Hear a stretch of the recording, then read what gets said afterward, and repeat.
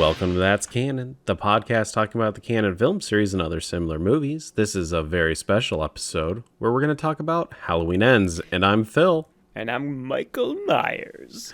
Michael Myers! You might remember me some such films as Austin Powers, Wayne's World, Shrek. That would be awesome. It's like, hi, I'm Michael Myers. Wow, we finally heard your voice. It sounds average. Okay, so you know what? Wow, what a great segue. And we already started a segue. Hey. I was on YouTube the other night. As you do. And there was some like clickbaity thing. It was like, listen to Michael Myers' voice in Halloween Kills. So I clicked it, and I swear to God, he actually does say something in that movie. Oi, I'm Michael Myers. I'm going to kill you, Laurie. We're gonna do a live, and when I mean live, really, I'm gonna send Greg a link. You're gonna listen to it, and then you're gonna give me what you think, like if you think it's actually him, or if it's one of those things where it's like, it's just subliminal. I can't say that word. Subliminal. Subliminal. Okay, so this is... Okay, so I skipped to the middle there to where I think, just based on like the little YouTube viewing chart there, I don't hear it. You don't hear it? You don't hear him say like... Hang on. Let me find that. Maybe there's a better one out there. Because there was one that this doesn't seem like it's the one that I watched last night. So what do you think? He said he was saying, give it? Give it back. Give it back? Oh, because that's when Judy Greer steals the mask and kills. Exactly. So Judy Greer takes the mask, and apparently, as Michael Myers stands up and they look at each other, you can hear through whispery breath, give it back. Okay, here, let me watch this other one.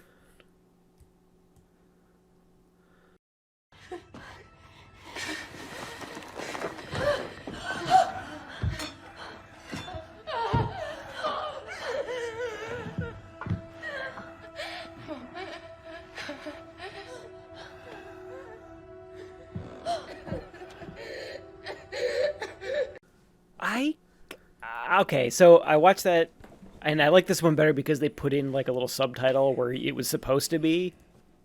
I don't know. I feel like that might just be like a subliminal message. Like you're thinking he's saying something. It sounded just kind of like a mix of, because everyone's breathing really hard. Allison and Judy Greer, like they're all kind of like huffing and puffing from the altercation. I don't know. Maybe it's in there. I would want to like take this into Audacity or something and like blow it out and see if I could like isolate the vocals, but I don't know if I hear it. I also went on HBO Max as I was like, maybe this is a fan edit, right? Someone just going, give it back. And I can hear the same thing on HBO. So I'll say that. Okay. So, I mean, maybe I'm just, like, not hearing it now because the audio on the videos is bad. And now I'm curious. I'll go back in here. But, like, so that's interesting. I don't know if I really want to hear Michael Myers say anything. I like that he's remained silent through the entire series. So you've never seen the Rob Zombie ones? I have not seen the Rob Zombie ones. Oh, man. You want me to spoil something for you? Okay. Spoil away, everyone. Spoilers. This is spoilers for the Halloween movies you've probably never seen, but spoilers for a decade-old movie that sucks. In Halloween 2, at the end, he's fighting Dr. Loomis in it. And Michael Myers, he doesn't have a mask on at this point. You just see his face. Raw dog in the air. And he screams, die, as he kills Dr. Loomis. I hate that. I hate it. Do not like. A lot of people did. A lot of people did. No wonder that shit got canceled. Really interesting. Like Halloween 2, I know we're off topic. Halloween 2 is like one of the worst fucking things I've ever seen. Yeah, so I mean, I know that you mentioned because you just picked that up on Blu-ray, right? I got Halloween 6, H2O, and Resurrections on 4K, Oh, okay. So that didn't which include isn't the zombie saying too verse. much. There's no zombie movies in that one. Okay. Heck, I mean, I'd be surprised if those got a physical like a 4K release. But yeah, I mean, and I feel like I said this probably when we talked about Halloween Kills. We're like, oh, maybe I'll eventually go back and rewatch those steaming piles of dog shit. But I keep saying that, and it's never hasn't happened yet. So maybe one day, maybe next Halloween, we'll commit Hey, to watching them. there is a cameo in Halloween 2. I think that would be right up your alley. And when you see it, you'll be extremely confused. Does Kurt Russell show up? Does he have like his whole like out from the thing? And he gives them all a blood Exactly. test to see who's Michael He Myers. Oh, you got the Myers blood inside of you. Got the Ah. Myers. Ah. Oh man. But yeah. But we're here to talk about another controversial Halloween movie. Halloween Ends. Yes, controversial. I mean, I think we kind of. So I guess I'll say this. I'll preface this up front. I have avoided both before and after seeing it. I've watched it twice now. I've avoided all like reviews, any YouTube videos talking about it to try and keep my my mental my opinions sort of pure. I guess to not kind of like sully it with other people's thoughts. But so I will be talking out of my ass after this. But the one thing I did get a little bit of information about it beforehand that like it was already people were sort of like kind of love it or hate it. Controversial, I think, is the right way to put it. This film Discord that I'm on, they fucking ripped this movie apart. Oh, The Film Junk Discord, they absolutely hated it. Some said it was extremely boring. Some said that it was the worst Halloween movie, even worse than the Rob Zombie ones. so Unfortunately, they're all wrong because it's not. It's actually, I unfortunately, think, they're all stupid and their opinions are stupid. like, I was the only one carrying the torch for this movie. I Yes. think my initial watch for it was lukewarm, but it was after thinking about it and stewing with it, it's actually a really solid movie. Okay, I'm happy we agree. I was worried that this was going to be a Phil and Greg beat each other up and never talk again because they think so differently about this movie. But I think so. You and I we watched it the first time I think together. We were Yep. kind of like live chatting it. I think we were both on the same page. But I'm glad to see that hasn't changed and you didn't get sucked into the vortex of bad thoughts that from that other Discord you were on.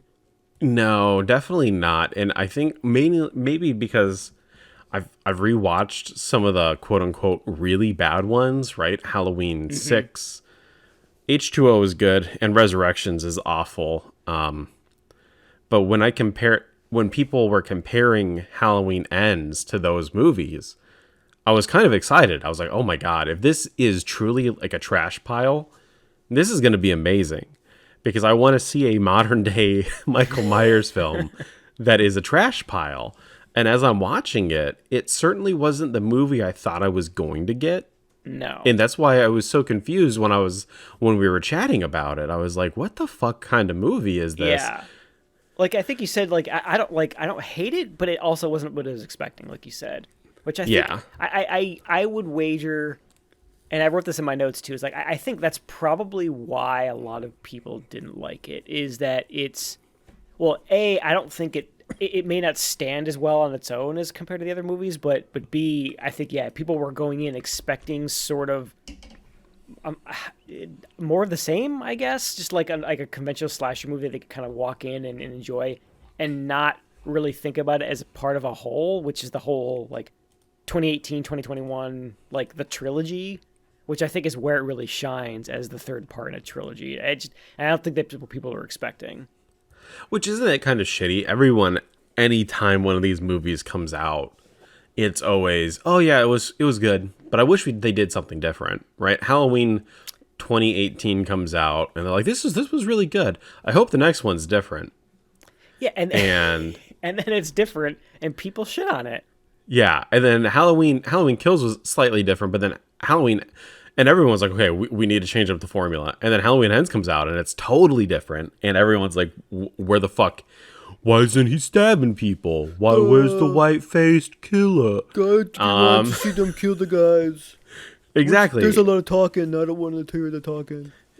Isn't that what happened with the... And it's interesting that the third Halloween film, Halloween 3, Halloween Ends, the third in the trilogy or a series, is totally different. And people in the immediacy are going, this is shit. Oh, so you're thinking that this is going to it's going to get like a cult following like Halloween 3 does, where I think a lot of people still hate it, but it's definitely, rose tinted glasses, I guess.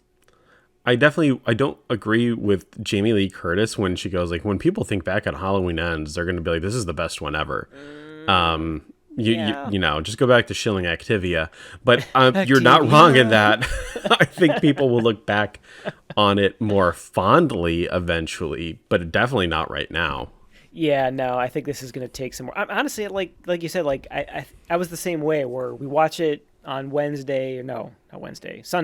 Sunday, a week ago, and we didn't hate it, but it was still kind of like lukewarm. I think we were still processing. I watched it again this morning before we were. In fact, I watched all three of them. I watched the whole trilogy. I watched the first, Halloween 2018, Halloween Kills yesterday, Halloween Ends today, and I think this is a thing. It's a thinker, but not in a pretentious way, if that makes any sense. Like I think it does. You have to put more thought into it than just watching him kill people. Yeah. Right. Yeah. Exactly. And so I guess one of the things I wanted to say first, before we get too far away from it, is you mentioned Halloween 3. One of the things I did want to mention, because I went back and looked at my notes from Halloween Kills, and I had that really entertaining theory about the potential connection to the Silver Shamrock Corporation in Halloween 3. Yeah, I know. I remember that. That was, like, I had so much fun thinking through that theory. Me and Becky, we watched it, kind of spitballing that theory. That's the one thing that I knew in my, like, deep down that there's no way in hell that would ever actually happen. That's, like, way too shark jumpy. But I am a little disappointed that Halloween Ends didn't do that. Like, and that's supposed to just me just being disappointed with my own headcanon being false. Especially because they brought back, in my opinion, a lot of the shit and the imagery, yeah. From Halloween 3, and this one, Halloween Ends, definitely takes stuff from some of the bad, quote-unquote, bad Halloween movies and puts it in this one, which I always think is kind of interesting that David Gordon Green and Danny McBride they're like taking ideas from the bad Halloween movies and putting it in their own. There's also the inconsistency with their Michael Myers just throughout the entire series. And let's talk about that really quick, because it was something that we brought up in Halloween Kills, because we were talking about Halloween 2018. Mm-hmm. Halloween 2018 comes out. Michael Myers is just like a dude, right? For all intents and purposes, I think David Gordon Green was like, Michael Myers is just a man. And then Halloween Kills comes out, and he gets fucked up in that movie. Like, super fucked up. Oh, yeah. We talked about that during Halloween Kills episode. Like, the sheer punishment he takes at the very end there. Like, I think he takes a couple bullets, too, doesn't he? Yeah. And he's going to be like a 70-year-old man at this point. Yeah. So now he's kind of transcended that. And then when we meet Michael in Halloween Ends, he's kind of back to being just an old man again, but with like a twist. And that's where some of the callbacks to previous Halloween movies, I think, comes in when we start talking about this movie, which let's go ahead and dive right into it.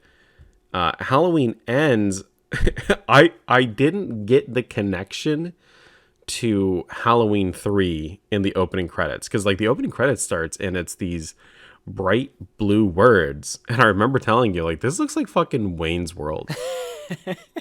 It also reminded me like that like robin's egg blue that all of the Star Trek like Next Generation titles are into.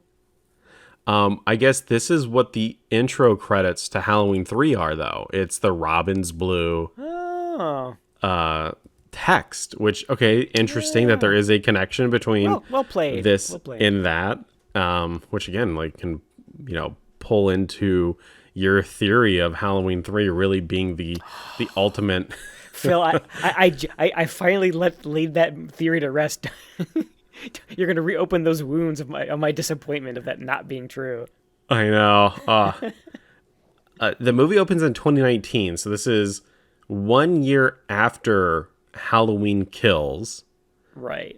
The Halloween and after. That should have been the name, Halloween After. Halloween after. We meet Corey Cunningham, he's a babysitter to a really kind of like bratty, shitty kid. Oh my god, right? I hate this kid so much. Just so And much. It's kind of interesting that they set the kid up to be such a shitbag for what's about to happen in the movie. And of course, if you're listening to this, you know exactly what's going to happen. The kid ultimately is going to end up dying, right? But they do such a good job of making it a twist. And we were both wrong in that we thought Corey was banging the mom. Oh man, talk about theories that are disappointing to not be true. I know, right? Thought that he was gonna like come back. The kid was gonna like walk in on his mom, and Corey doing the deed in that weird slapper costume she got on.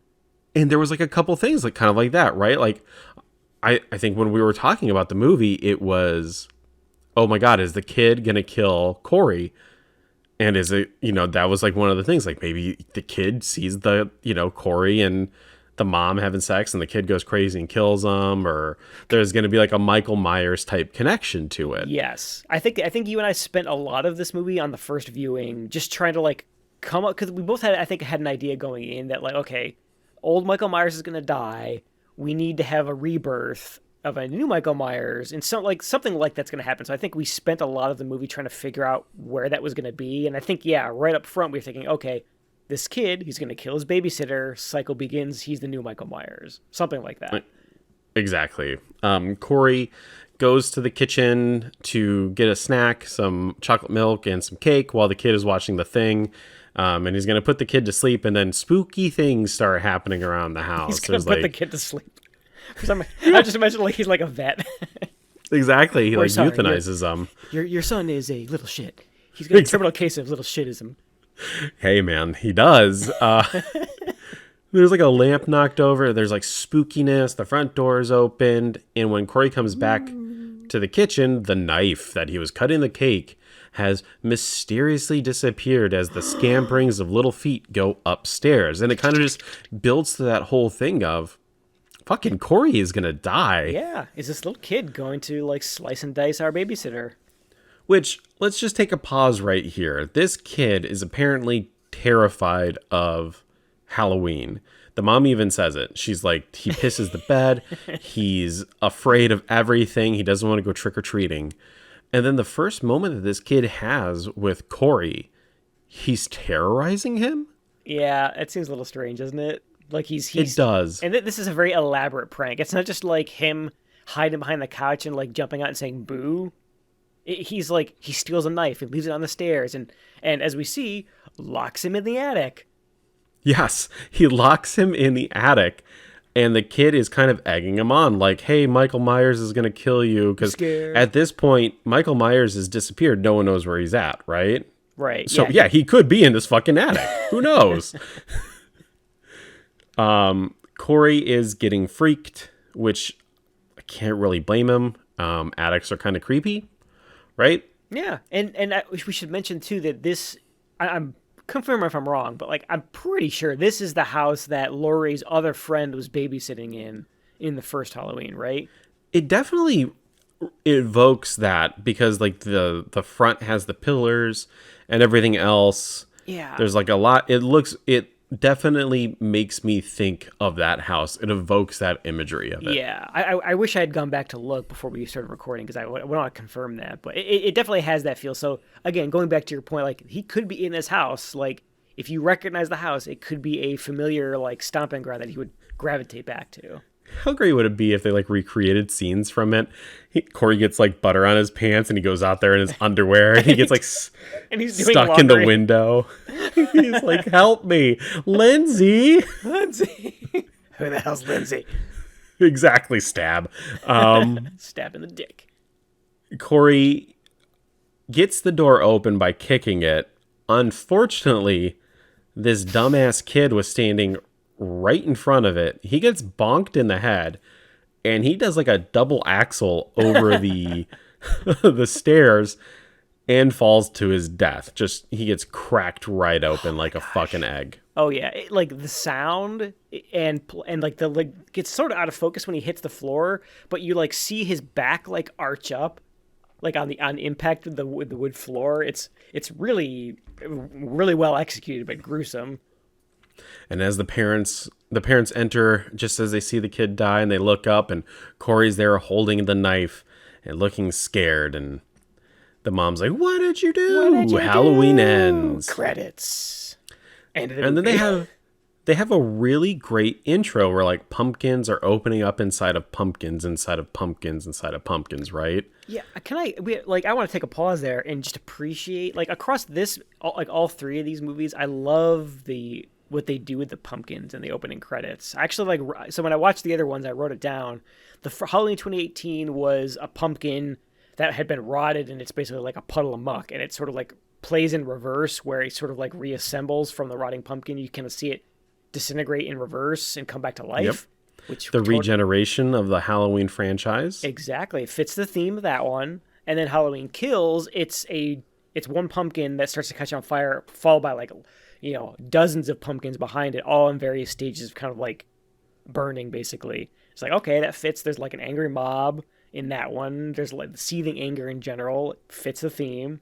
And then in this one, we get a kind of cyclical, like pumpkins being reborn. Like it starts with a pumpkin, and then another pumpkin kind of like busts out from inside of it, and that repeats over and over again. It's the regeneration.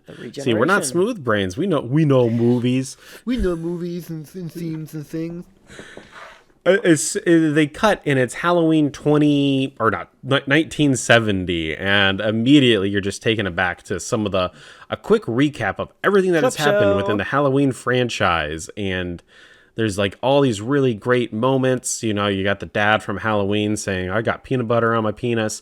You've got people screaming, "Evil dies tonight." You've got everything going on here.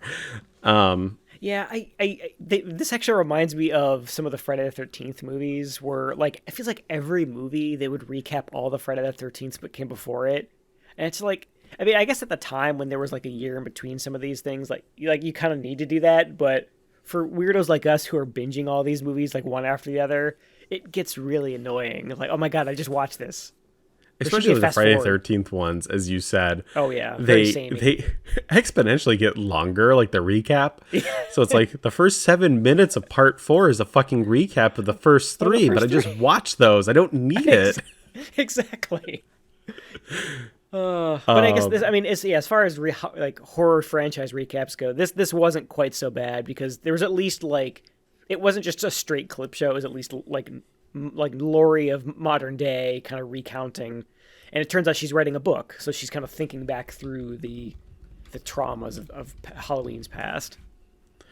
Exactly. Yeah. And it's kind of interesting. I think it's, at least for this one, because it is certainly a end of the series, it's okay to recap it. And it happens so quick. It's a good brief recap. And then we're immediately kind of jumping into the story of Laurie again, where she's just normal Activia grandma. She's grandma mode. I love it. I love Grandma Laurie Strode so much.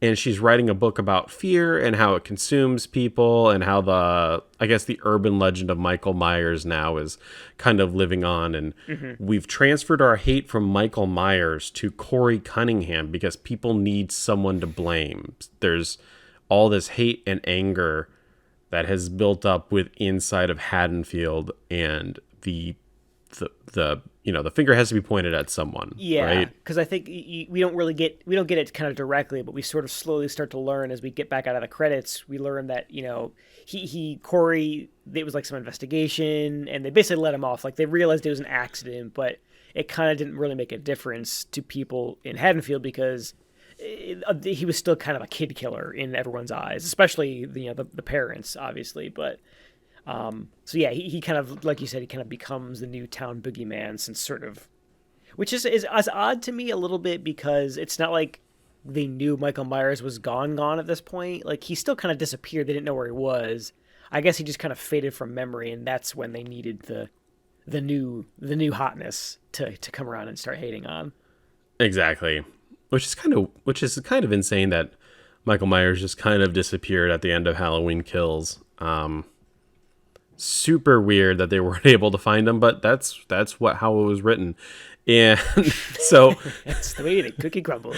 exactly, there's nothing you can really say about that.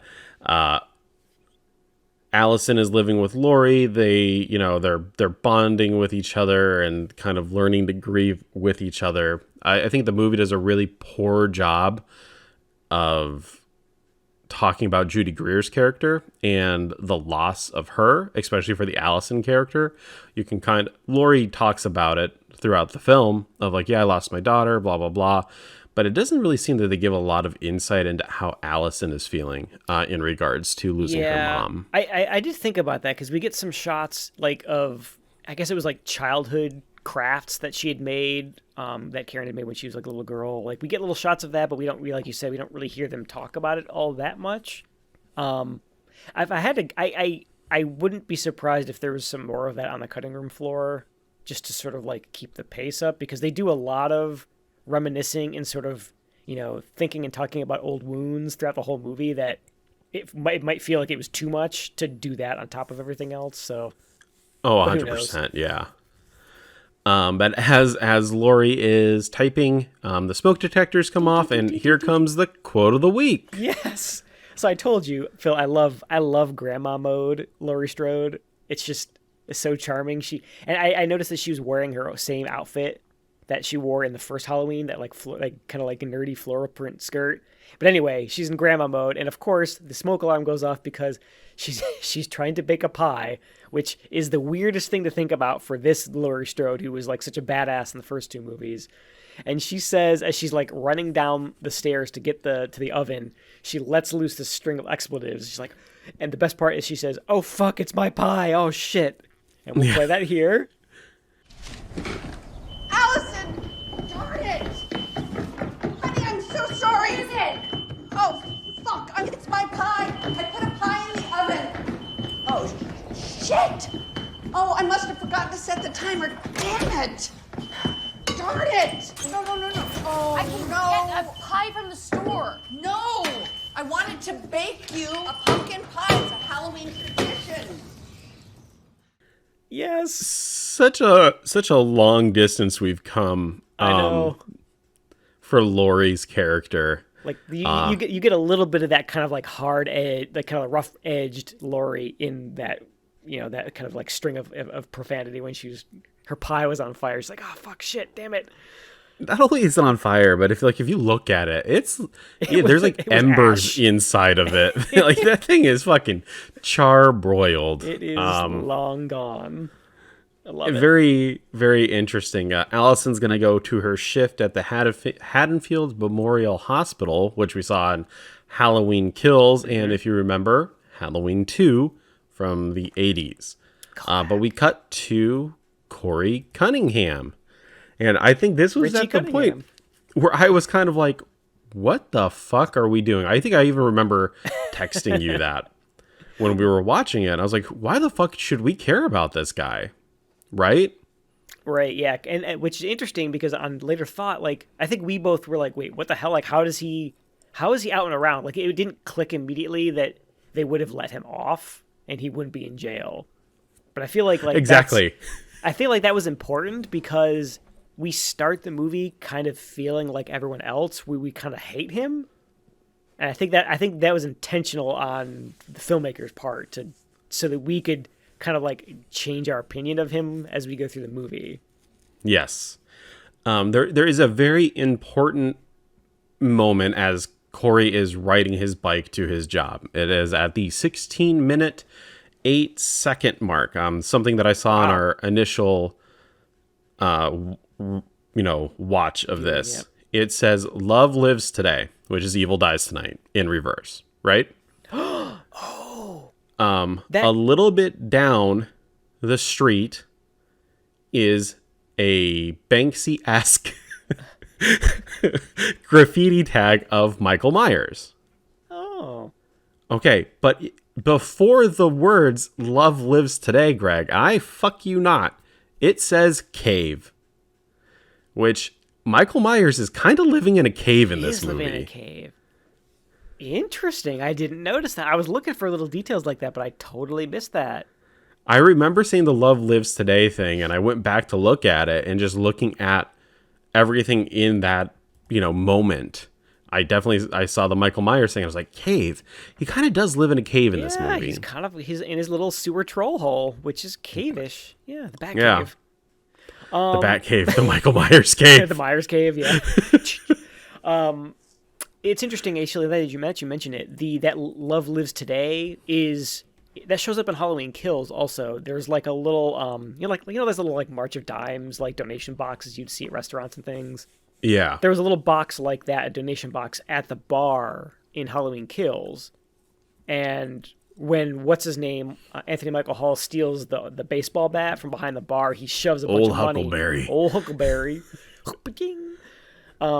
He shoves a bunch of money in a donation box that says "Love Lives Today" on it. So it's interesting that it shows up again. Lots of little callbacks like that. Interesting. That's weird. That is weird. I remember the conversation of like, was old Huckleberry important? Like, why is all of a sudden, this baseball has a personification to it? Old Huckleberry was like a dog in the background of the first movie or something. Yeah. You hear some kids say, "No, Huckleberry, no, don't eat that dog shit." It's just a fucking bat. It's just a fucking bat with a name. Corey works at a junkyard, and I guess this is his dad as well. And I was confused. I thought his dad and this guy were just two different overweight men. Yeah, I think it on second viewing today, it doesn't help the fact that he calls the guy by his first name a couple times, which makes it think, oh, he's just his boss. I think it's a stepdad. Okay, that kind of makes sense. Yeah, this is the fact that he calls him by his first name, and then the dynamic with him at home with his mom. I think like his real dad might have left, and this is a stepdad. I could see why his dad would leave. Hunch. Yeah, we'll get to that. That mom. There's definitely like a lot, going on with the Corey character. He's obviously his path has totally changed trajectories. Yeah. He's working at this strip auto body shop, but he's in the jumper. He looks like Michael Myers. Yeah. And I remember texting you that immediately. I was like, fuck, that's Michael Myers. It is. He's like going to be the new one. Yep. And I think that was the working theory for a while because of that costume. Like it was too obvious. It was like that dark navy blue jumpsuit. It's definitely like 90% of that outfit. Yeah.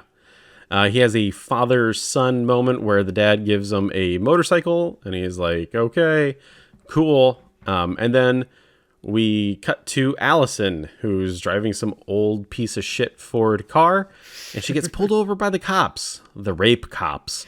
This guy is so annoying. And the fact that you can't even go, people wouldn't be like this. Like, this is totally something that a skeevy cop would do. Oh, yeah. Props to the actor, because, he really nails this sort of, like, believably creepy cop who's kind of, like, abusing the power dynamic to creep on this girl who I apparently they used to date. Laurie says something about it later, but this guy, Phil, is, like, at least got 20 years on her. She's probably... Yeah, that's... Like, so she was in high school in the first movie. 4 years have passed. She's probably, like, 22 tops at this point, out of college. This guy looks like he's in his 40s, Phil. It's so creepy.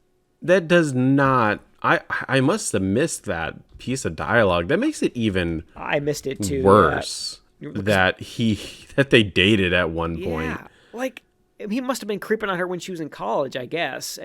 But yeah, Laurie says later, like, where's that cop you used to date? And they have like a couple throwaway lines about it, about moving on to better people. It's like, oh my god, ugh. Allison, no. That's super weird. Okay. Yeah, the cop definitely certainly looks older than Allison by far, and oh wow, I can't believe that was a piece of dialogue in there that I missed. But as we cut down from Allison to John Carpenter, or at least I thought it was John Carpenter. It could be Hobo John number one. Carpenter, and it's hobo number one. It He's wasn't an actor. It was like actually John Carpenter who just happened to be hanging out under that one bridge while they were filming. John Carpenter kind of looks homeless.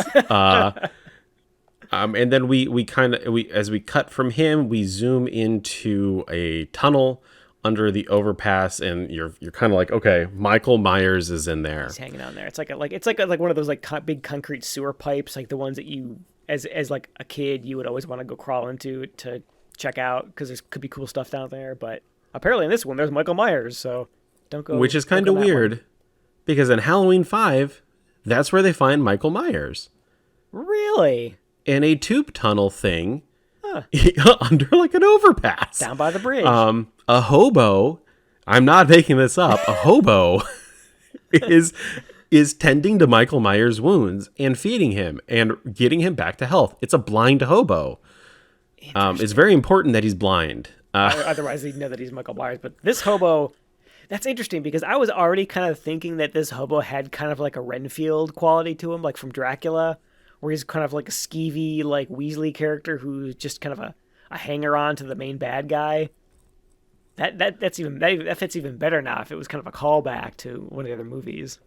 Right? The hobo in number 5 fares much worse when Michael Myers gets enough strength, he just fucking kills him. But this hobo, is like you said, like a Renfield type character.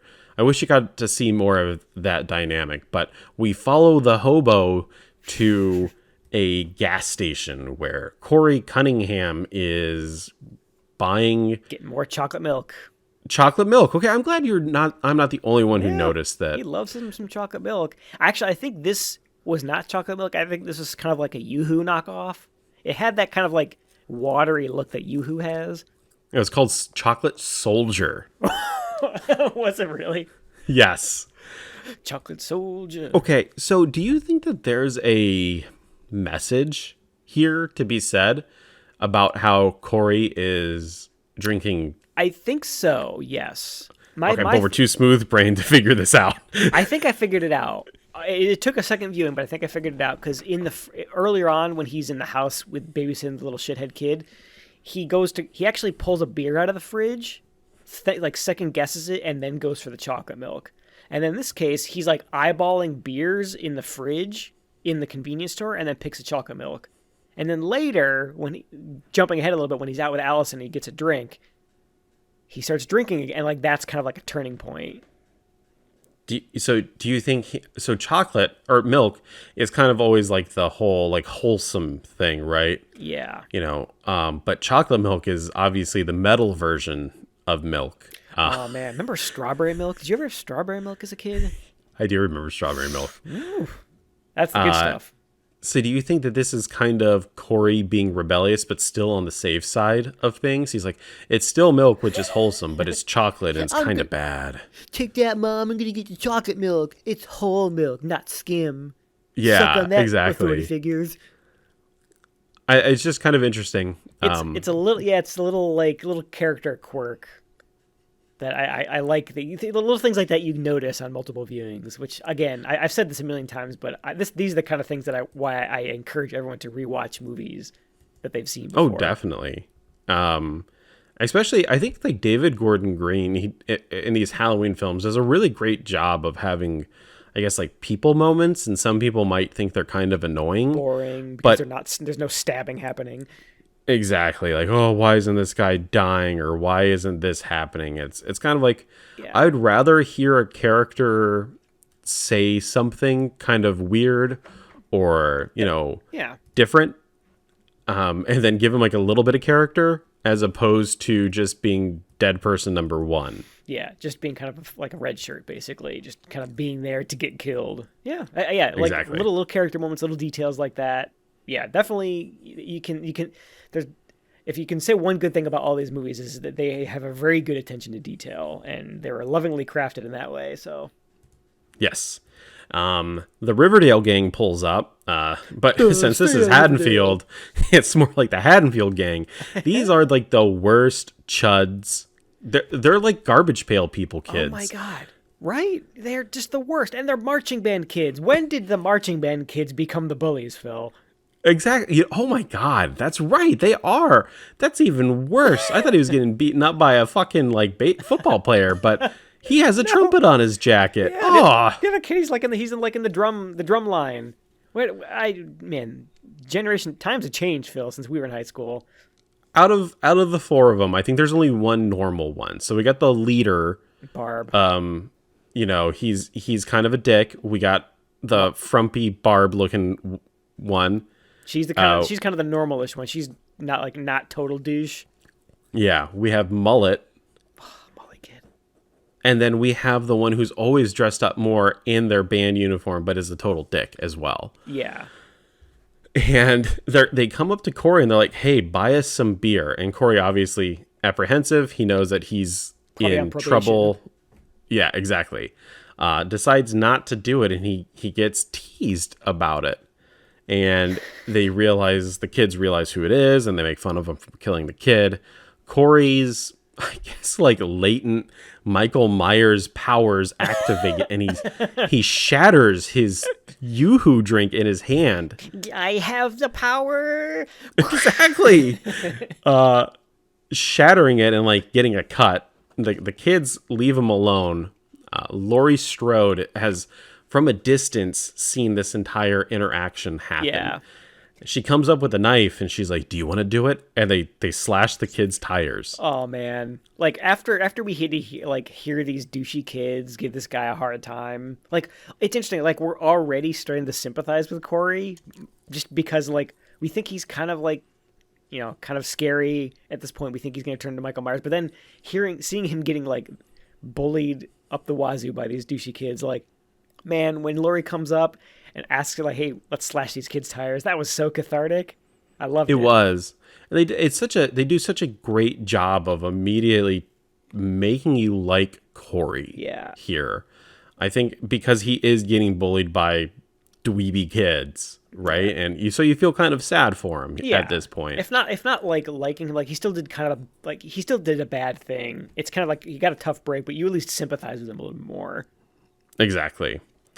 We cut to Haddonfield Memorial Hospital where Corey's getting checked in to get his hand cleaned, and there's immediate chemistry between him and Allison. Allison must really like the quiet, sensitive type or the latent serial killer. She got burnt by that douchey like cop who's twice her age. She's swinging for a different kind of broken dude now. Exactly. And there's also a doctor there who's, just doing all the stitching. It really should have been, God damn it, I'm blanking on his name from Halloween 3. Tom Atkins. Tom Atkins. It should have been Tom Atkins in that role. That would have been so fucking great good. if they got him. Dr. Atkins. Dr. Atkins. Although it it would have been kind of like where we see him doing kind of like scummy things later. That I wouldn't have wanted to see him be in that role. So it may be better that they cast some no-name dude. True. Yeah. It's always kind of weird. Like, where do they find these no-name old-ass people?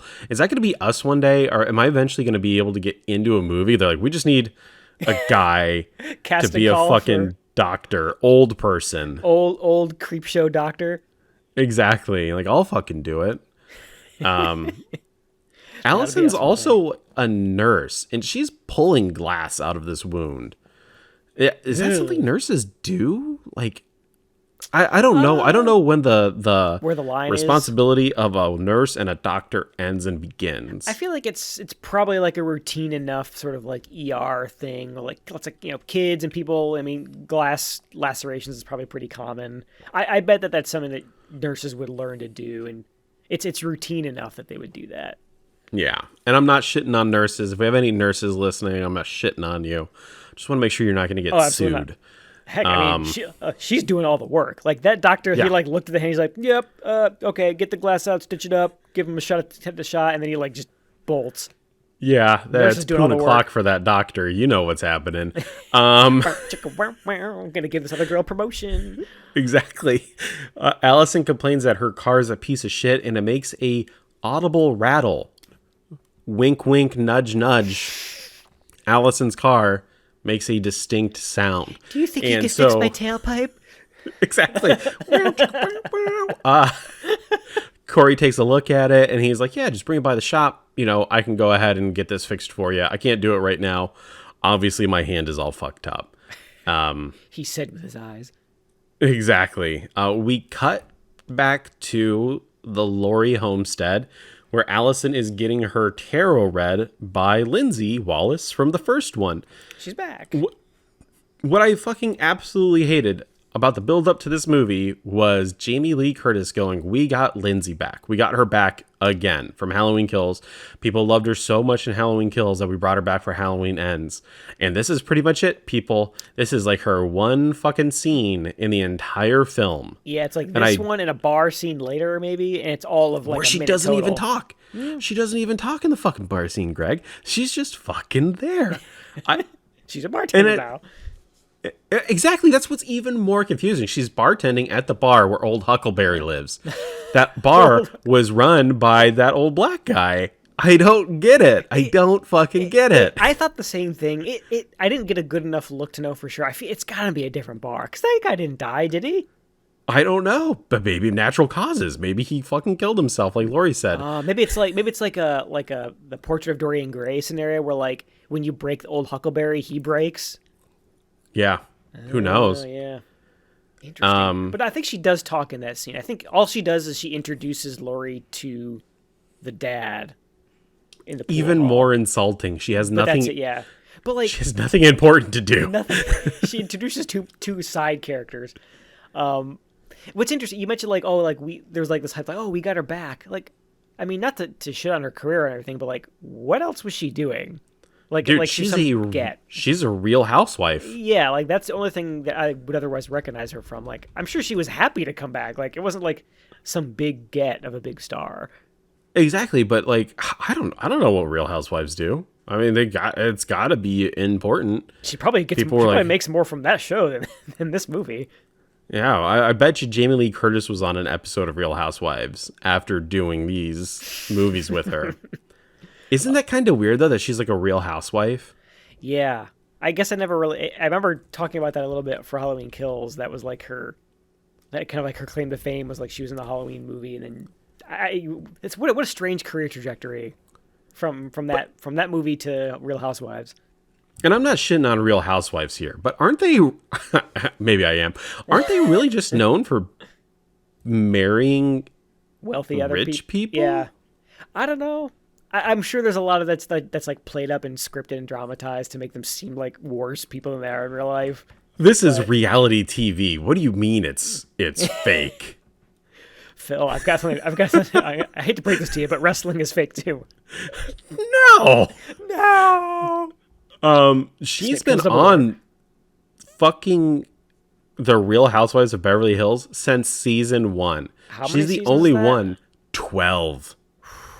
You know what? More power to you. Like, she's probably making major bank off that show, and I'm sure like the fact that she was in the Halloween movies now is just like she's a bigger get for that show. Oh, she's got to be. for her. 267 episodes, 12 seasons. Yeah, man, it's probably easy money. Kyle Richards. Weird. Kyle. Yeah.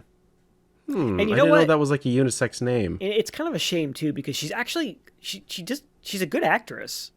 Like you Yeah. would think that like they bring someone back. Like remember the nurse that they brought back from in Halloween Kills? She Yeah. was in the first one. She was. I mean, again, I'm sure she's a really sweet person in real life, but not a great actress. Kyle. Oh, yeah. She did a good job, especially because she had a lot more to do in Halloween Kills when she was getting chased by Michael Myers in the woods there by the playground. Like she did a good job. It kind of stinks that they didn't give her more to do here. Yeah, who knows? Who knows? She was also in something called The Housewives of the North Pole. That sounds like a porn. The North Pole, huh? That does not sound. It does not sound PG. It does not at all. Wait, what could that possibly be? It has to be like a satire or some kind of like parody on Santa Claus. Maybe he has a harem of women up there.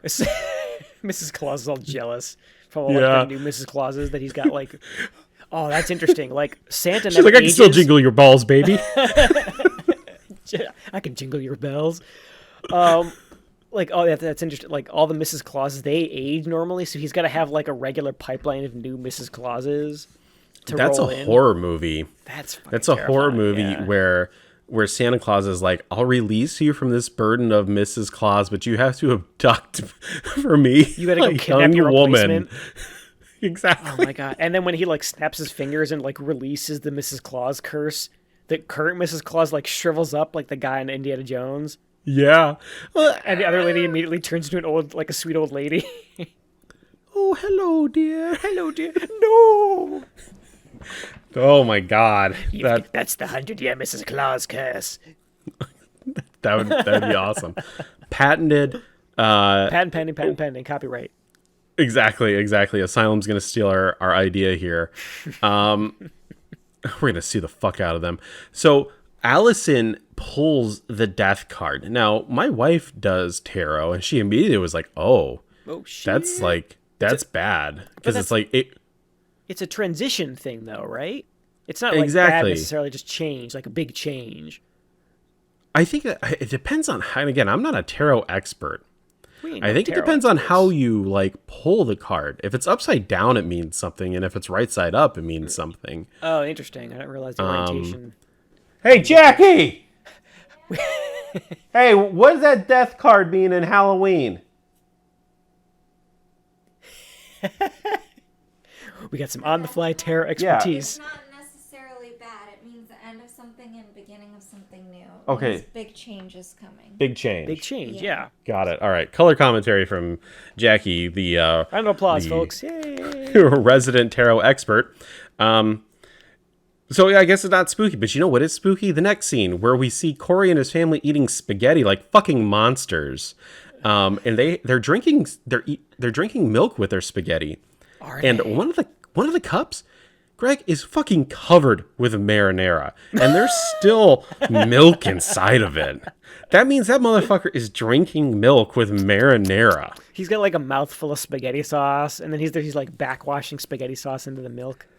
Disgusting. Also, Corey's family life still lives in that 70s fucked up head space where you have to drink. You got to drink your glass of milk with your dinner, honey, so you can get so you don't get brittle bone disease. So like this is where we get into this kid's weird, unfortunate home life. Like his mother is incest. Oh yeah, like it's overbearing at least. There's some weird incestual thing going on at worst here, like which we get a little bit kind of an annoying glimpse of later, but like the fact that she's kind of probably forcing him to like, you gotta drink milk with dinner, honey, you gotta grow up big and strong, like treating him like a child almost, like that's on brand for this lady. Exactly. Corey's texting Allison under the table, and the mom's like, "Who are you texting? Who are you texting?" The dad is just sitting there like, "Don't tell her about the motorcycle. I fucking hate my life." that dad, the stepdad, I think he's dead inside. He is. He's just not. He ain't saying shit. He ain't waiting in the middle of that mess. He's like, "I got married. I thought it was gonna be easy sex. This bitch is crazy. You fucking killed a kid." That poor guy. He just wanted to work hard at his junk shop, come home, relax. Nope. Work hard, pound hard. That's all he wanted to do. Oh, that poor guy. Allison wants to go to a Halloween party with Corey, and Corey's kind of testing out his motorcycle in the junkyard, and Allison pulls up, and they have like another connection, and they're talking about going to the Halloween party and how great it's gonna be, right? Right. Just trying to get him come out of his shell a little bit because he's still pretty withdrawn at this point. And there's nothing more compelling than cutting to the grocery store where we see Laurie Strode and The dude from Halloween Kills and Halloween. There's no better way to describe him besides the dude. When you see this guy, you're like, I fucking know who Will Patton is. I don't know what his name is, but I know who he is. Face. He has that face. Yep, that's guy face for sure. So massively underutilized in this movie. Yeah. In the first Halloween 2018, they kill him, and I think there's a fan uproar about it. So in Halloween Kills, he's magically alive. I didn't realize that. Yeah, I guess I always assumed that it was planned that he would survive because he gets stabbed in the neck by the not Dr. Sartain. Loomis. Yeah. And, yeah, exactly. He's stabbed in the neck. He's like fucking gushing out blood. That motherfucker is dead. Yeah. Fan outcry. He's brought back to life in Halloween Kills. And there's this big buildup. All the scenes that he shares with Laurie. And, I mean, you could cut the sexual tension with a fucking knife in those scenes. Mm-hmm. They're wanting to bone each other. They're even talking about how they almost boned each other in scenes in Halloween Kills. Yeah, in the hospital bed. They're like, I always liked you. Give me your whole dick. And in this movie, this scene that they share, they have such great chemistry with each other. And you can't... I remember texting you being like, oh my God, they're going to fuck. They're in the meat section, Greg. I was like, they're touching he's getting meat. some meat. Oh man, how great! Because then Laurie says something like, "Have you ever tried a vegetable?" And then that would be great if you like picked up like a giant zucchini or something. Like, here, try this. He's like waving it crotch high. I just want you to know, we're only in the 30-minute mark of this movie. And we're still making like 13-year-old innuendo jokes with zucchini. Don't Fear the Reaper is playing in the background. Is it the Muzak version? And what is it? They're also the plot point of cherry blossoms is brought up. Will Patton wants to go to Japan. Essentially, he wants to go travel the world, right? That's right. He's seen a lot of shit in Haddonfield. He almost died. He wants to travel, see the world, which is great. Which even complements what Laurie was saying in Halloween 2018 to Allison, where it's like, fuck going to college, go see the world, right? Right? Like, why? At this point, especially after all the shit that's gone down in the first two movies in this town, why would anyone still be here? Especially these people who are seriously, like, traumatized by these events. Especially these two. Yeah. Halloween Ends would have been great if it was just scenes of Will Patton and Laurie Strode in different places around the world just banging each other. And we cut back to Haddonfield and Michael Myers is just fucking killing everyone. They're there like banging on Mount Fuji, banging under the Eiffel Tower. Will Patton's like, you're not the only one getting stabbed tonight, Laurie. It's just... I got an Eiffel Tower for you. Yeah. Oh my God. But I mean, these two are so good with each other. And I don't understand why, spoilers, this is really it for these two in this entire film. They share one other scene at the end, but this is it. Yeah, good. Like you said, good chemistry.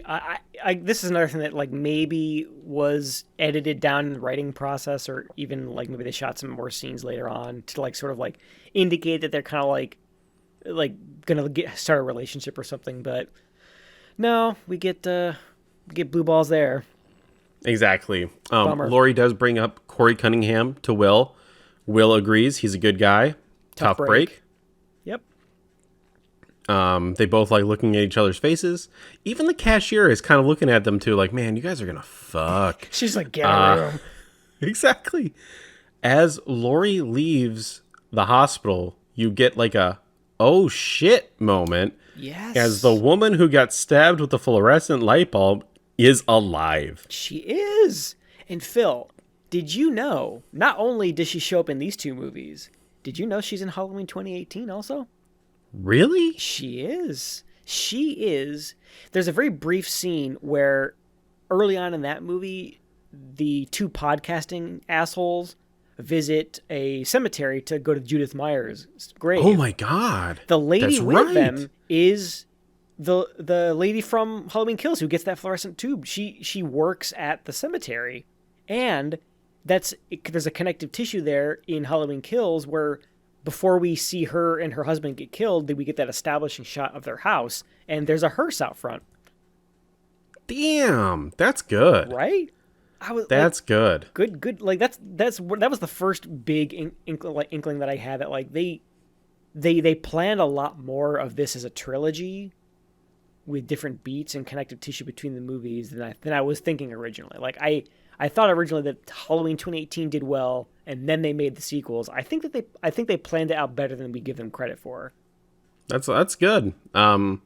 Turns out that lady has a sister, and she puts all the onus of everything that happened to Lori because Lori, and I believe I'm quoting the movie here, so don't get pissed at me. I didn't write these words.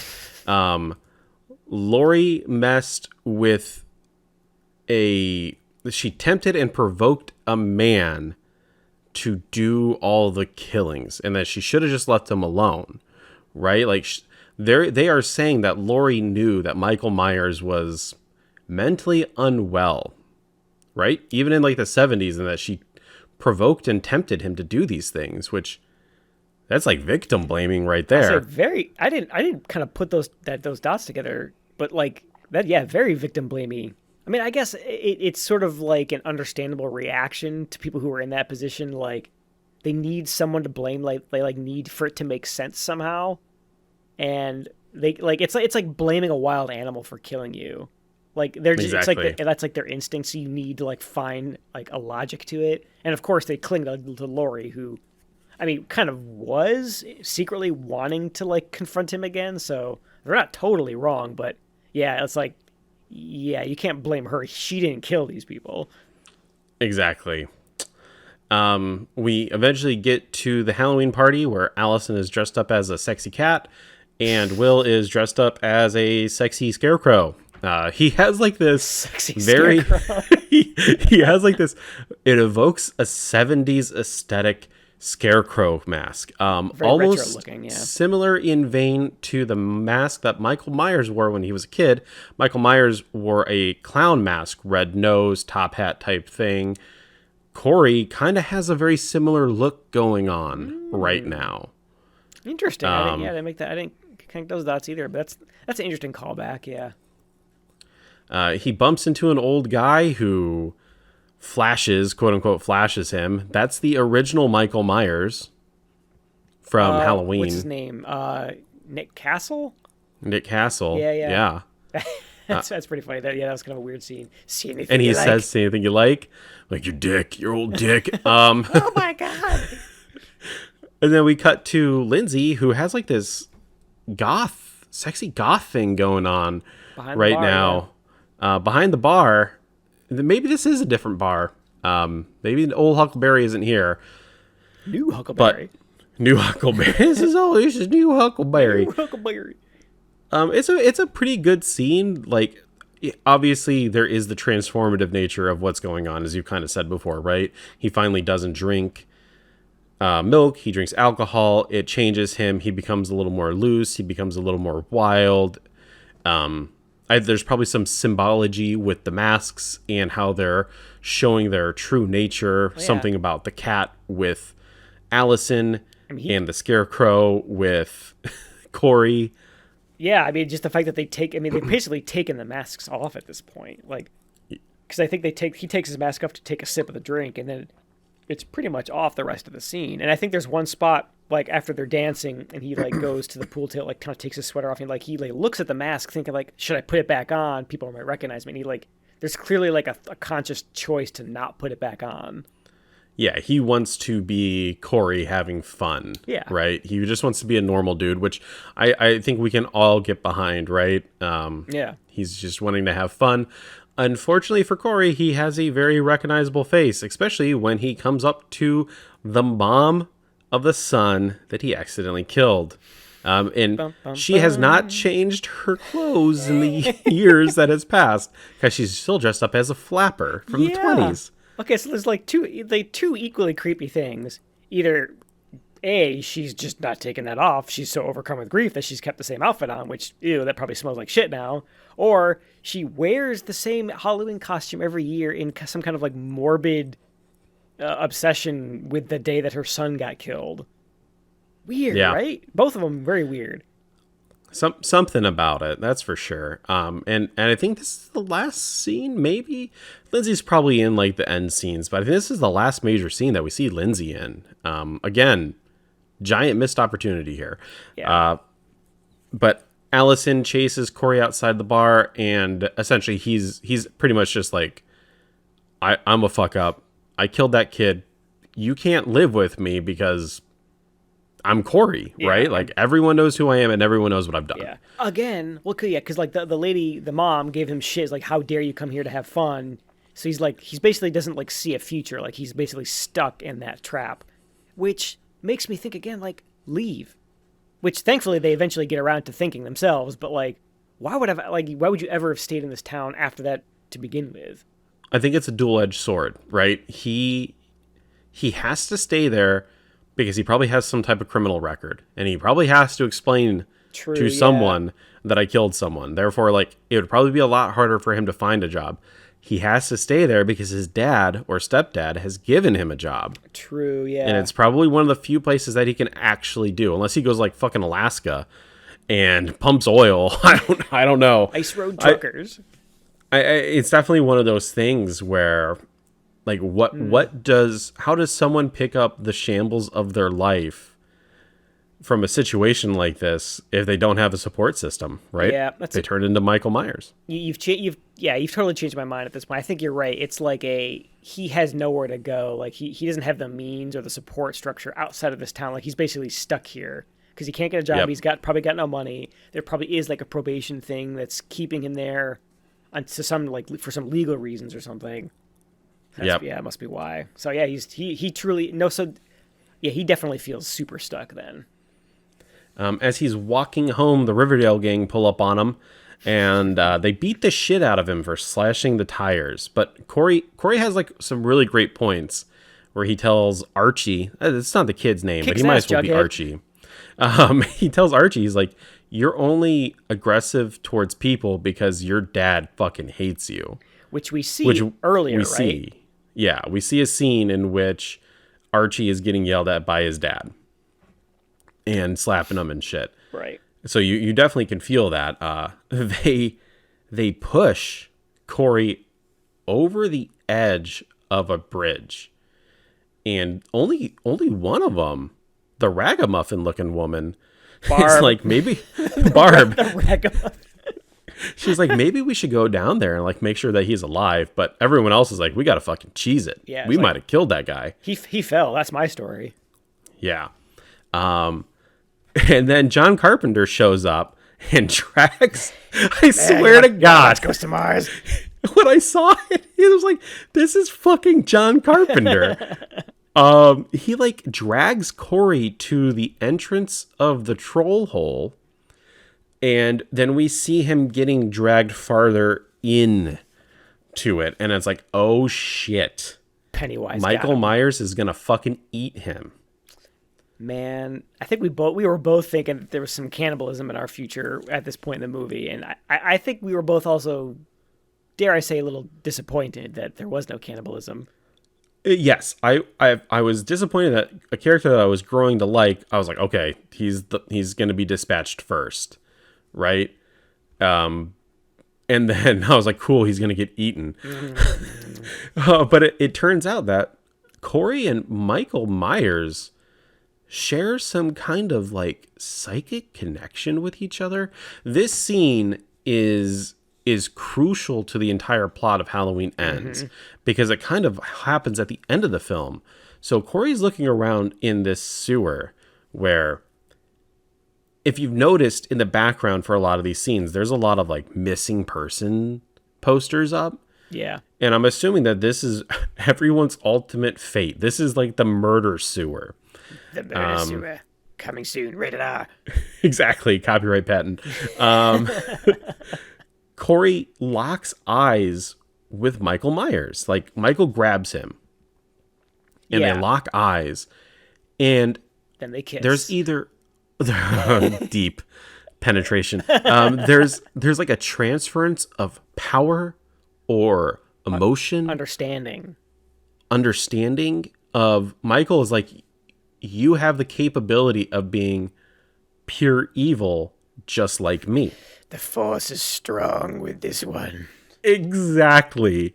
Exactly, right? He's like Palpatine. Yeah. And he does that kind of like dog head turn where he understands what's happening and you can see it, Yeah. right? And it's interesting. Like you say, they lock eyes. After having watched all of like the whole trilogy, kind of like back to back, essentially, this is the first time I'm pretty sure the first time in this entire trilogy where you actually see Michael Myers' eyes through the eye holes in the mask. Like normally they have it shadowed, but like you needed to see them like lock eyes because I think he sees himself in Corey. Yep. And it knocks something loose, and he's like, I don't know exactly what he's feeling at that point though. Like, is he like, does he want to perpetuate? Is this sort of like a I need to pass something on, like a reproductive kind of urge, almost weird in a weird way? I don't know. There's something that makes him flip a switch and not kill him. Yeah, like a familial bond, something. Yeah, and like a the father-son questions thing. are personified through John Carpenter, who's like, you're the only person who's ever come out of that hole. How did you get out? Go back in there. Give me his mask. Give me Michael Myers' masks. And he pulls a knife on Corey, and there's a struggle, and Corey ends up killing John Carpenter accidentally. I would say accidentally. He's doing it to save his own life. So even if it was in self-defense, Corey does fucking kill John Carpenter. Yeah, definitely like a heat of the moment self-defense thing. Kind of pulls turns the knife on him and guts him a little bit. And he's clearly like freaked out about that because he sees the blood in his hand and he immediately starts hyperventilating. Yeah, but he's it's a killed. homeless person, so this is really. I'm just kidding. I'm just kidding. Gotta start somewhere. Exactly. Usually start with dogs, but I guess Corey runs home, and the mom's like, "Where have you been?" And she's just upset that he's been out so long. Yeah, but not not that with he that looks girl. like shit. Not that he looks like the shit covered got in kicked out of blood. him. I mean, he is like it's like all over his hands and his clothes. Like she just totally looks past all that. I guess that's like a regular thing for him. I guess. That's some weird colored motor oil you got on you? Yeah, it's interesting to say the least. But if you look at Corey's eyes after that moment, they're more, and I don't know if I'm just like reading into the movie too much, but they're more dark. He has the devil's eyes now. The dark eyes. The blackest eyes. Black eyes like a doll's eyes. Are you doing the Jaws thing right now, Charlie? No. We cut to Allison. She gets passed up for a promotion. Her buxom friend has received it, and she's wonder smoozing up why. with the doctor. And immediately I looked at Jack and I was like, they're fucking each other. Doctor's banging that nurse. She banged her way to the promotion. She did, and Allison knows it. She's so upset. Yeah. And then we get like more voiceover from Lori of like writing her book and about choices and belief and other stuff. And I get like what they're trying to do.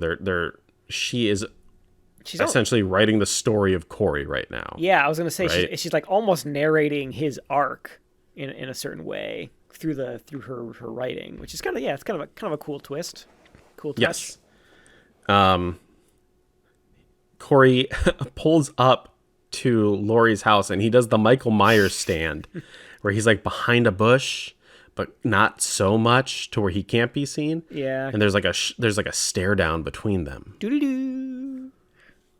And it evokes Halloween 1970s vibe. And I think that's when Laurie immediately knows like there's something wrong with Corey. Right. Because I think at this point, like she sees him outside, she walks out to like go find him. He kind of like sneaks up on her, like unintentionally. He's like, "Oh, sorry, I didn't mean to scare you." And then like he looks in his eyes. She looks in his eyes and sees clearly the same thing that Michael saw. Like there's a change has happened. He's a different person now. Let's just talk about that jump scare though. She goes outside, right? Mm-hmm. She looks at the bush. Corey's not there. We are now seeing Laurie from behind. It cuts to we're now seeing Laurie straight ahead. Right. Right? There's nothing going on. Corey pops out from just immediately behind her. I love the idea of like this is where you do like a separate video where you like cut to like him like crawling around on the floor or on the ground like to pop up behind her. Exactly. It's just so bizarre. How did he get back there? Don't worry about it. But yeah, as you said, Jamie Lee Curtis knows that there's something wrong with Corey. And Corey's like, hey, Allison, I want to take you out, blah, blah, blah. He explains the wounds away by the Riverdale gang beating him up again, and which Lori would buy because she saw it happen before. Corey excuses his behavior with Lindsay. She forgives him. Everything is good, right? Yeah. Then Corey goes back to the house with Lindsay, the murder house where he killed a kid, and he kind of goes over like, hey, I fucking accidentally killed a kid here. Yeah. And Lindsay's kind of like accepting of it. Obviously, she probably knows who Corey is, right? Yeah. I think it's his way of sort of like, even though she knows, like, he still like feels like he wants to like confess it, to like kind of come clean to like this is who I am. Like, I don't know. There's something it's probably more for him than it was for her, just to sort of like get it off his chest. But still, still kind of a weird thing because like this house, I mean, I guess that would make sense that the parents wouldn't want to live in that house anymore. But the fact that it's kind of abandoned is a little strange. Like it's giant. Exactly. It's like a mansion. Surely that would. It's sold. A huge house. Exactly. But yeah, that's what they're going after. Just him explaining to Lindsay like, this is how I accidentally killed a kid. And then Lori goes to Corey's mom's house and they're like, hey, yeah, your son is dating my granddaughter. And she's like, Corey's mom kind of gets snippy and she's like, oh, she's so fucking lucky. He's so sensitive and nice. And handsome, she says. And handsome. And I want his dick. And that's not a joke. Oh, ma'am, you said the quiet part out loud again. Exactly. I don't know what the fuck they were thinking of with that twist that's coming up. That's such a weird thing to do. Yeah. For something that's not comes full circle. We'll get back to that. I think there is an important reason for it, but we'll get back to it. So, okay, I can't wait to hear this. We cut to Corey and Lindsay eating at a diner, and the 50-year-old cop comes up to hit on Lindsay, and doing it right in front of Corey. Corey obviously is kind of meek and meager until the hitting gets a little too overzealous. And then the cop is like, oh shit, I know who you are. You killed that kid. And that's triggers Corey into action. And there's like a confrontation between him and the cop, but the cop backs down. Obviously we know that not every cop is bad, but every cop in a horror movie is bad. And that cop is going to kick the shit out of Corey when he gets the first chance. Classic canon cops. Incidentally, is the next scene. Yeah, we are wasting no time. How dare this kid stand up for himself? We got to get the shit kicked out of him. All the fucking cops, when he sits back at his little fucking cop table, they all look like douchebags. They have those stupid high and tight haircuts or the dopey shirts. Comb over fucking thing that this old bet guy has, right? Like, I think one of the other cops even says, like, is everything all right? Do we need to kick some ass? Yeah, exactly. Like, Jesus. Because it's a horror movie and all the cops are horrible. They got it, yeah. We have to trivialize the authority figures so that they're not to be trusted, so we feel more risky. Exactly. But after this confrontation, this sets forth an important piece of dialogue between Corey and Allison, where Corey's like, let's burn this town down. And Allison agrees, and he's like, I will light the match. Foreshadowing. Yeah, exactly. And I think it was at this point we were kind of talking, is Allison turning evil? Obviously, we see that Corey is turning evil.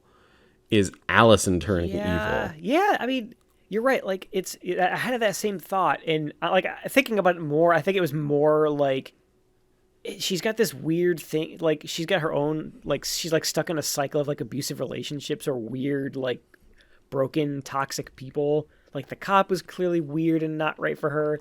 And she's getting into bed with this kind of creepy kid who's kind of damaged.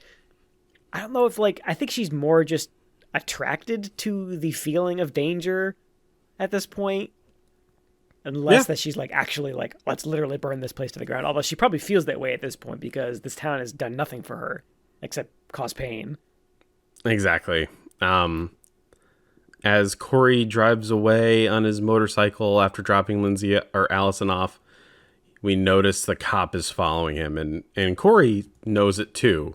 So he lures him to the Myers cave. I think this is a pretty interesting take on, I guess, how Michael Myers comes back to life or regenerates, or however you want to say it. Essentially, Corey pins the cop down and eggs Michael Myers on to kill him. He's like, show me how you do this. Right. Show me how you do this. And Michael Myers stabs the cop. And it's either reinvigorating Michael Myers with energy, or he's coming in his pants. There's a weird kind of like shudder that he does, like a little shimmy, and he's loving that. He's like, Yeah. I'm back in the game, boys. And also right before the kill, because they're kind of like they're fighting the cop, Michael Myers is knocked down and he's kind of like in the fetal position, and Corey is berating him. He's like, get up, come on, kill him. Yeah. And it almost seems like Michael Myers is afraid. It's interesting. It is. And I like that they did that because it sort of like redeems a little bit. Because we were talking earlier about Halloween Kills. Like, he just takes so much punishment. Like, how could someone have survived that? I like that they show him more frail here, where it's like, oh, like, he survived, but he's like barely. Like, Yeah. he's clinging to life. He's like a frail old man at this point who lost a lot of blood. He's broken bones, infections. Like, he's not in good shape. I like that they showed a little bit of that here. But until he starts stabbing again, then he's just like... And then, yeah, he's right back into it. Yeah, exactly. There's just something is happening here, and it's not really explained all that well. Obviously, as the viewer, we understand that Michael Myers and Corey Cunningham have some deep understanding of passing the torch, regeneration, redemption, something, but we don't really get to know why Michael Myers is capable of becoming fully whole again after killing someone. There's definitely still some kind of like, I don't know if it's supernatural or not. I think this movie tries to kind of leave that part ambiguous, but yeah, that little power up he got was a little close to the edge of reality that you kind of wonder, like, there's something more going on here. Yep. Corey goes over to Allison's place. He's like, something's happened to me. I don't understand it. And they bang. Again, she's clearly attracted to danger or something, but because the fact that that's what turns her on, something's not right here. Exactly. There's a quick scene at the hospital between the doctor and the other nurse and Allison, where Allison is feeling marginalized because the other one is banging the doctor. And then we cut back to... we actually do cut back to Lindsay and Lori, and Lindsay's like, hey, that dude over there, that's the dad of the kid that Corey killed. Go chat with him. Go talk with him for some reason. He's got a quest for you. Yeah. In which the dad says everything that we already know. Corey's eyes are changing. He looks like a killer now. He's like, Corey always looked like a good kid, but yesterday, despite us seeing everything that Corey did for like the entire day, I rolled up on him and I looked in his eyes and he had the blackest eyes, the killer's eyes. Yep. And you're kind of like, I get what they're doing, but we've already seen it. Like, we, the audience, have seen it. We don't need Lori to see this. Yeah, I think hear this. This is like, you're right. Like, it didn't necessarily need to be said, but like from like a meta perspective, like maybe they had to like call it out so that the audience like understands for sure that that's 100%. What's going on. Like, it's like, hey, I need to like, they need to explain it a little bit. It's like, oh, like this kid, that was, he was a good kid. I know that good kid isn't the one who murdered, killed my son, but something's changed. Like, yeah, I saw a change in his eyes. It's almost like Like the dad gets it. He's like asking these nature versus nurture questions. Like he wasn't always a bad kid, but maybe there was something bad inside him the whole time, and this was like the bad situation that nudged him in down a bad path, something like that. Exactly. It's for the opposite people, the people opposite of what I'm doing, where they're like, oh, but if we didn't see, how did Lori know? Blah, blah, blah. Where I'm like, well, we know Lori would know because we've already had a scene with it. But Yeah, I totally get it. They're spacing out during all the talkie scenes, so they need someone to come up and slap them over the head with what's actually going on. That's right, kids. This episode is too long. And you know what that means. We're going to hang it on a cliffhanger. So tune in next week for the conclusion of this special discussion Of Halloween Ends.